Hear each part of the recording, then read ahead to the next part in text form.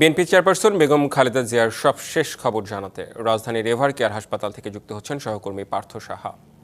পার্থ সাহা, বেগম খালেদা জিয়ার শারীরিক অবস্থা নিয়ে নতুন কোনো তথ্য আছে কিনা আপনার কাছে? সামগ্রিকভাবে সেখানকার পরিস্থিতি কেমন দেখছেন?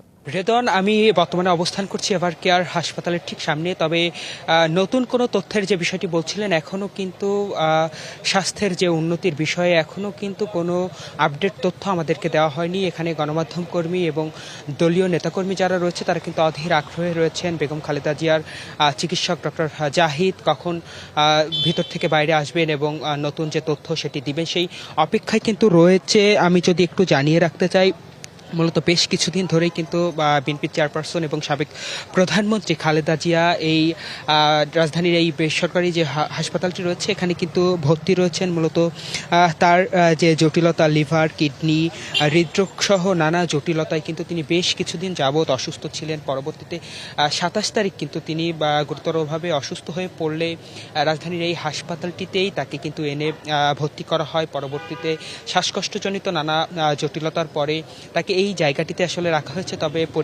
পরিবার থেকে যে উদ্বেগ প্রকাশ করা হচ্ছে তার স্বাস্থ্য নিয়ে, তবে এখানে যারা রয়েছেন এবং আমরা সংশ্লিষ্ট সূত্রে কিন্তু জানতে পেরেছি তার যে শারীরিক অবস্থা আসলে এই মুহূর্তে দেশের বাইরে নিয়ে গিয়ে তাকে চিকিৎসা দেওয়ার যে পরিস্থিতি সেটি কিন্তু আসলে নেই। এবং আরেকটি বিষয় আপনার মাধ্যমে জানিয়ে রাখতে চাই, বেগম খালেদা জিয়ার যে শারীরিক অবস্থা সেটি কিন্তু এখনও উন্নয়ন হয়নি বা উন্নতি হয়নি, এমনটি কিন্তু আমরা তথ্য পেয়েছি। তবে এখনও আনুষ্ঠানিকভাবে ডাক্তারদের তরফ থেকে কোনো ব্রিফিং করা হয়নি।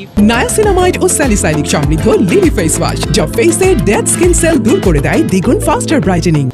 তবে আজ ব্রিফিংয়ের করার যে কথাটি ছিল, তবে কখন করা হবে, কে করবেন সে বিষয়েও কিন্তু এখনও কোনো সুস্পষ্ট তথ্য দেওয়া হয়নি।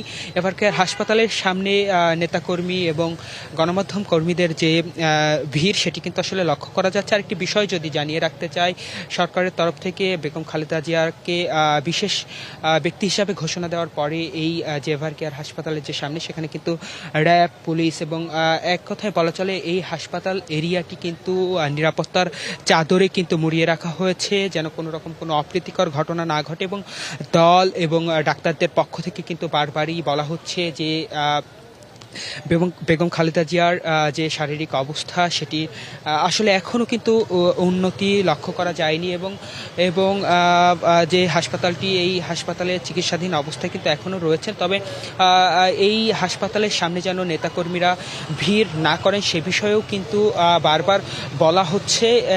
এবং আমি যদি একটু দেখাই আপনাদের, এখনও কিন্তু এই জায়গাটিতে নেতাকর্মীদের ভিড় লক্ষ্য করা যাচ্ছে। রেদন, এই ছিল রাজধানীর এভার কেয়ার হাসপাতাল থেকে আমার কাছে বর্তমানে সর্বশেষ।